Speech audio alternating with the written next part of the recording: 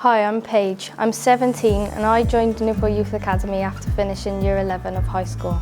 I didn't have the best experience of school, it wasn't the place for me. My attendance dropped and I went to an alt education programme with Newport Live, which was a reduced times table in a much more relaxed environment. When I was coming to the end of Year 11, I wasn't really sure what I was going to do. One day, the tutors from Newport Youth Academy came to the course to talk about potential options for us. I liked the sound of this and I had a trial day which allowed me to meet the staff and visit the centre for the first time. Straight away, I loved it. I could see that it was nothing like school and it was somewhere I knew I'd feel comfortable. Shortly after, I started and I haven't looked back since. Since being at Newport Youth Academy, I feel like I have achieved and accomplished a lot.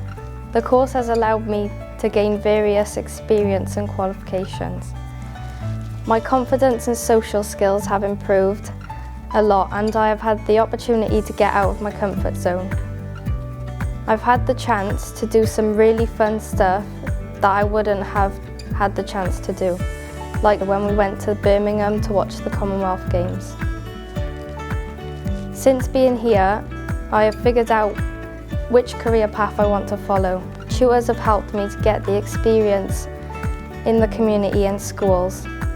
Along with this, I have got qualifications that have made me more employable. This experience and the qualification have allowed me to get paid work working with children.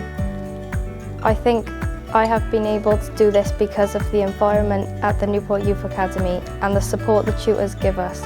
They understand us as individuals and will support us with whatever path we choose.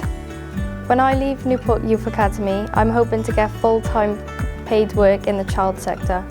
I don't think I'd be where I am today if I didn't join this course. I would definitely recommend this course to anybody who's finished school and doesn't know where to go from there.